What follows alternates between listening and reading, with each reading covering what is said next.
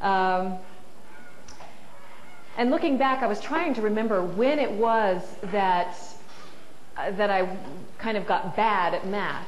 And it wasn't that I was bad at math, it was that my teacher wasn't so great at explaining it.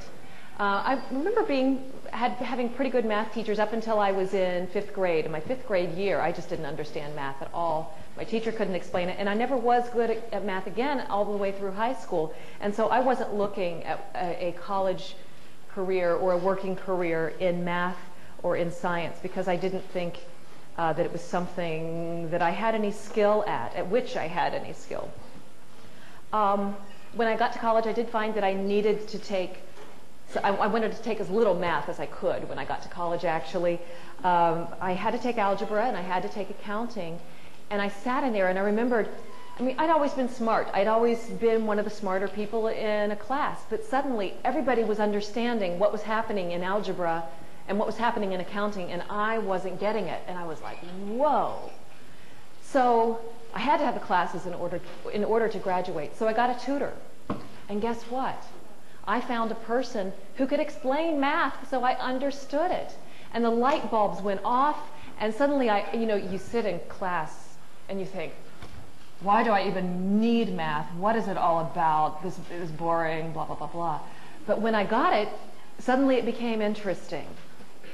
And I began to see how it made you think more logically, so that even if you went into something like law or medicine, the logic that you learned from math could help you with those fields. So it was all about getting the person who could explain it the way I needed to hear it. And so that's why I say to you, if you have difficulty understanding your math classes right now, there's a really good chance that it's not you, that it's the teacher. Not that your teacher's a bad person, but people who are math teachers tend to be people who are really good at math. And they never had the same struggles that you have. They never had a problem with trying, and my parents were great at math, so I would get home and I would try to get them to explain it. And they would say, oh, it's easy, don't you see? Da-da-da-da-da-da-da-da, there's the answer. What? I would say, no, I don't get it. But when I found a person who could explain it for people who don't understand it just naturally, that's when I finally excelled at math. And so I think there are a lot more bad math teachers out there than there are good math teachers. I would urge you, please, please, please, if you have any trouble with math at all, get a tutor. Tell your mom and dad I said so, okay? My life. After I got out of high school, I just kind of wandered around for a while. I mean, I was in college, but I wasn't sure exactly what I wanted to major in. Again, I was very into theater things, and then I got into radio. Radio was fun, but it didn't pay very well. You know how much radio paid? $11,000 a year. I think that's the poverty level. It was fun, but I didn't make much money. Then I went back to college and kind of got involved in television in college, and that was here at MTSU. And from here, I went to Channel 4 and did what we call an internship. Do any of you know what an internship is?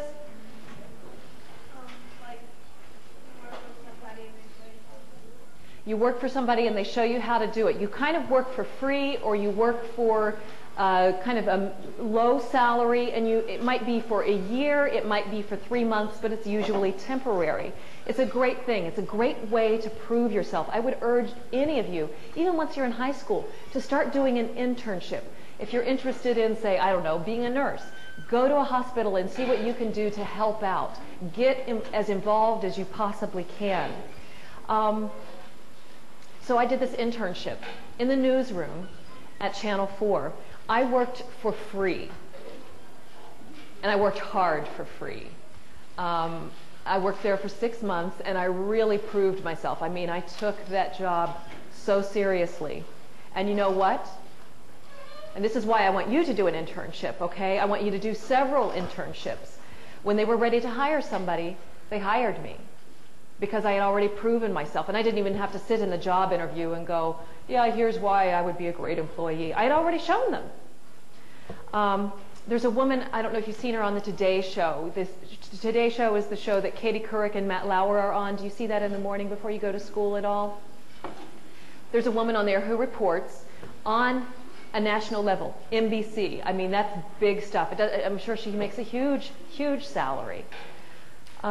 She, actually, a former boyfriend of mine knew her, grew up with her in Cleveland, Ohio.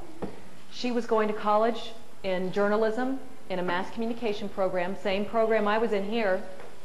She did an internship at her Cleveland station, which is a huge market. I mean, because Cleveland is such a big city, she did her internship at a Cleveland television station for 4 years. Every summer, she worked for this television station. When she got out of school, she went directly to work at a Cleveland station. That's huge. Most people start at a tiny little town and they start working their way up. And maybe once they've been in the business for 15 years or 20 years, then they get to Cleveland. She started in Cleveland because she had interned there and had proven herself. Well, you know what? When the Today Show, when NBC, the national people, were ready to look for a new reporter, they looked at their big city stations. They looked at Cleveland. They found Kelly O'Donnell. They said, come work for us. So those internships, especially at the right companies, can be very, very, very valuable, no matter what field you go into, whether it's math and science, whatever. Then, once I got my job at the television station, it was all behind the scenes, writing news stories, helping produce a newscast. This audition came along for a TV weather person in the middle of the day, and I thought, well, what do I have to lose? And I went ahead and auditioned, and I won the audition. I mean, that never even happens. That was like opportunity knocking at an incredible time. So finally, like 15 years. Okay, once you graduate, can you picture kind of years from now when you graduate from college, you're going to be 21, something like that. Wouldn't it be nice to dive right into a good paying job right out of college? Wouldn't it be nice? 15 years after I got out of college, I started making decent money. 15 years, that's a long time. My sisters were really good in math. One of my sisters majored in accounting. One of my sisters became a computer programmer. And you know what? They graduated from college, and then you know what? They went right into jobs that paid really well, and they've been doing them ever since. I just bought my first house at the age of 36. My sisters are paying theirs off.